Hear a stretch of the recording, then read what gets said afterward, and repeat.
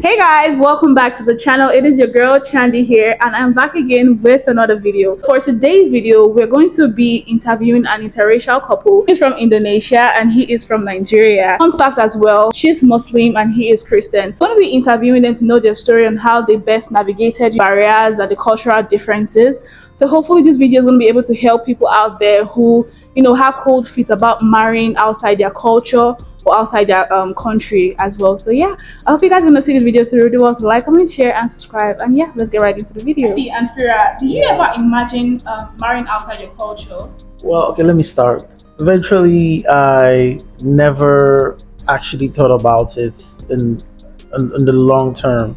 It just I would say ever since I was young, I actually told my parents, like, I never had the situation whereby I was not like I don't have a problem with my sisters in Nigeria, but I've always wanted to have something different. I would like to explore. There's some more out there than just the confined space of my state or my country where I come from. So I've always had that part in me, but I never knew that I would find myself at the Asian aspect of life. Yeah. So it was more like just something that I knew that was there. I never explored it ever. Was young. With time I was like, okay, and before you know it, I found myself in the Asian atmosphere, and basically that's it. I didn't really plan it. The same thing. Like, same story. Yeah, I never expect my husband is from African continent, but I just want a foreigners, but they have a culture. Like I love culture. Yeah, something I really admire about Asians, right? Asia as a continent, each country has a very unique and beautiful culture. Yeah. So I definitely understand you wanting to marry outside, but still within the culture. Yeah. So how different are Nigerian men to Indonesian men? It's not a big difference. It's just a choice. It's just a choice. It's not a big difference. I don't have problem with my Indonesian brother. I don't have problem with them, but just it's my choice to marry outside my race. Okay. That's How all. about you, Jesse? Like, would you say there are any distinctive difference in like an Indonesian woman? Obviously, I'm not saying it in a bad way, but like, yeah, I understand. An Indonesian woman and a Nigerian. Well, if I put the question for a difference whereby a Nigerian lady, or the difference between a Nigerian lady or an Indonesian lady, a little bit more she's trying to say there's not really big of a difference. It's just there are good people in Nigeria, there are bad people in Nigeria. Yes. There are good people in Asia, in Indonesia, and there's bad people in Indonesia. So I don't think there's actually, it's just point of, it's what you're looking at or what you're actually desiring to have. Yeah, but just finding it in a different culture. Exactly. Okay. Yeah, I have love for my sisters in Nigeria. I have my love for my sisters in Indonesia, which my wife is an Indonesian, which makes me partly Indonesian. Of course, that makes her partly Nigerian. Exactly. Okay, so where in Nigeria are you from? I'm from the state called Anambra State. Alright, where in Indonesia are you from? I'm from Jakarta. Oh, I love Jakarta. And I'm from Betawi. Betawi is people that coming from Jakarta. Yeah. Okay. We are Jakarta people. We don't have any village. We just stay Jakarta in the capital city. Living in Nigeria, do you get like weird stares when you go out in public?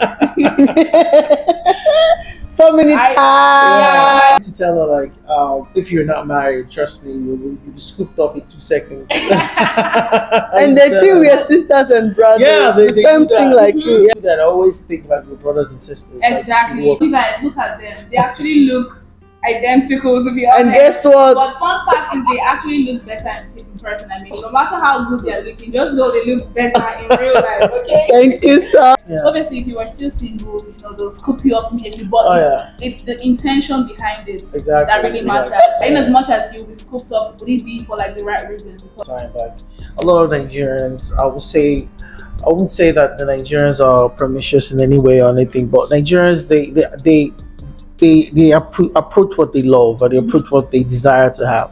They're like hedge hunters. They want to achieve something to get something. Exactly. So depends on the criteria of the mindset of the person that is coming. Exactly. If the person is coming with good intentions, the person coming by the bad intentions. So with her being here in Nigeria, which gets a lot of stare, people looking at her, you Asian. What is sometimes she has this stereotype. They say, they call her the Chinese, but she's not. She's trying to explain to them that she's not Chinese, that she's Indonesian. Yeah. Most Nigerians, and an average Nigerian doesn't really know the difference between Japanese, Chinese, Indo. Like they just categorize it's them Chinese. because there's no how I'll see you and I'll think you're Chinese. Yeah. There's no how. Exactly. You feel me? Because so it's just like from lack of exposure. Also, some people think that African is one continent, like Africa. A lot of people, right? A lot of people. How have you both learned to navigate the cultural barriers? I would say when it comes to the cultural barriers, there's something I understand ever since I met my wife was that I figured out that Asia, it's Asia, Africa is Africa, and there are some things we call taboo. Yeah. And there are things they call taboo. Exactly. It's vice versa in a way. And you just have to find a way to balance it out. Having an open mind, because you're dealing with someone from a different continent. You're dealing with someone that is coming from a different way of thinking, way of exposure. So you have to have an open mind. Whatever you see, try and understand it. Don't just go conclude and say this, my country is not like that. Exactly. Because we African men or Nigerians will have this stereotype. I always say that in Nigeria or my tradition is not like that. So when you're dealing with someone different from the culture you come from, you have to always have an open mind about having that 5 seconds of pause and try to understand the reason why this person is asking this question or behaving this way. So in one way or the other, it makes it a lot easier if you can have an open mind to it. That's the only way you can navigate through the whole interracial relationship. Then you see there's more to it in life. Then you start seeing things between the lines. You see things differently. You're not quick to judge. You're not quick to react to certain things because impromptu. Like I know sometimes in Nigeria, man, they say that we're quick to react to anything. So, but when you find those things, like you just have to just relax and take a deep breath and be like, okay, there's a reason why this is. This person has been through this in his life. So who am I to judge to come and say this and that? And I feel like it also teaches you more about yourself. Like it opens sight to yourself you don't know. Because definitely. if you're like someone who reacts quickly, you will get to think about this thing. Exactly. And that's actually one of the reasons why I started this on my channel, because as Nigerians, if we don't actually go out there, we'll be very, very ignorant. Like we wouldn't know, right? So it's very interesting and educative to get to know different cultures, get to meet people from other places. You get me? So I hope this video is gonna be more open-minded. Exactly. I really received the news of your decision to get married. Oh my God! First of all, they are shocked, because my family is very big in in Indonesia, and to let them know I want to marry out of my race is need 2 years. 2 years. So this is what I want. This is my attention, because we have been long distance relationship for 2 years. Then before I came to Nigeria, I should came to one of my auntie, one to the next, to tell them what is my intention to come to Nigeria. Wow, so like your family is big. So you making this decision is not just your parents; it's literally big. And that's something I think that's a cultural thing as well. Because in Nigeria, you literally just tell your parents, and it's their will to share it to every part of the family. But for Indonesia, you could take every branch of the family as one. Yes, very important. And I should come to one auntie to the next, one by one, one by one. I was like, oh my God, this is but I love it because he knows I have the culture, and we will understand that this is what you have to do. Yeah. So after that, everybody understand, and also he talked to my family on the phones, and he's kind, and he's the way he explains. Yes, he's reasonable. So after that, after 2 years, then everybody give me the blessings to come to Nigeria. Then here we are. Mine is basically very simple. I'm Nigerian. I'm from the tribe Anambra State, and we hold tradition very strongly with the ego that comes with it. So right from day one, I already told my mom this is my intention because I have the faith and this belief that whoever I bring to my house is the person I marry, and that is something that's in my family is a stronghold. So when I met my mom and my dad, I told them there's somebody. If my dad was telling me when you're ready, let me know, and I told him when the time is right, I'll let you know. So when the time was right, I told him this is my intention, this is the person, this is the time is coming, and he was like, okay, no problem. I met my mom, told them my brothers already they're aware of it, my sisters, of course they give you your back before any other thing. Of course. So my dad is basically the stronghold of the family. Because I have distant families as well, but he's the stronghold. So I told him my intentions. This is what I want to do. My mom gave me his blessing. He gave us our blessings, and that was it. But there were definitely questions. Like my wife said, people would be like, why are you going that far? And I feel like this question is actually for your own good. Safety, yeah, for your own safety. Because they just want you to know that it's going to be different from what you know. Yeah. How is mealtime in a Blasian household? Because I believe we don't have the same food, right? So how do you guys combine the different dishes, different delicacies together? So basically, how is the mealtime in the Blasian household?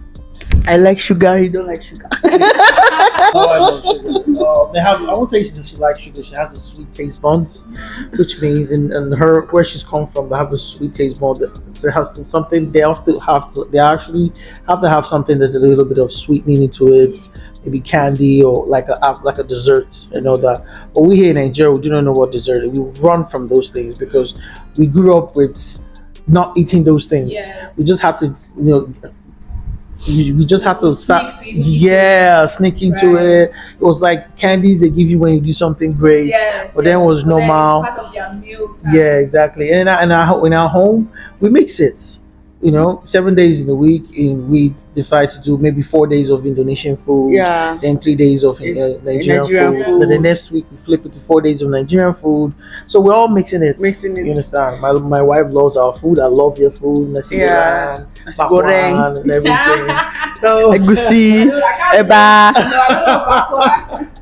I cook backward for you today. I cook it. You love it. Okay, no problem. What do you love most about marrying a Nigerian? They like to joke. So expressive. Right? Yeah, and I just feel my marriage is not boring at all. He like to jokes in anything. It's like you always use your feelings. You always like, I have feelings for you, I have feelings for you. Like, he has a great sense of humor. Yes. Right? And I always use my feelings, and he no use his feelings. Okay. So sometimes we fight because of that. Okay, so how is it dating at Indonesia? Well, all I can say is that you have to have an open mind, But growing up in Nigeria, I said dating. Married in Indonesia. We're still dating. We're still married. We're still dating. So it still adds up the same thing. I would say, like I said, having an open mind. Being raised in Nigeria with the strong fist of a family background and the strong fist of the mindset, tough love, and all those things. You learn to find out that the way they were raised is different from the way we were raised. Yes, exactly. So most of those things you have to put into consideration. So no matter how it is, try to balance it out. I understand being love and affection and this and that. Here in Nigeria, sometimes as a guy, maybe you're trying to hit on a girl, you're trying to have a conversations with a girl.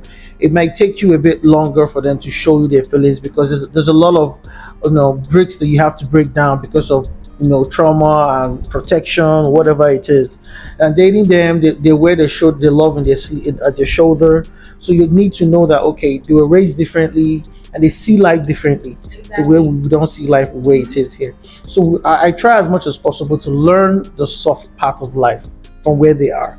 To get in touch with my some people might put me wrong, my feminine side or whatever they call it. Yeah. But at the end of the day, it just shows that you learn to show that love. So when you start having your kids, you know how to nurture them, give them a balance of what tough love and all that. Like I used to tell her, I raise the kids in my own way, and you raise the kids in your own way. so they can survive here in Nigeria and survive in Indonesia. So that's basically for me. No one is lacking. Exactly. At all. I've come to the how did you meet question. How did two of you meet? Long journey. Yeah, it was a long journey. Just to help us summarize. Okay, let me just start from the beginning, then I'll just make it a quick 60 seconds. All right. First of all, I went through a surgery that thyroid cyst. I lost my voice for almost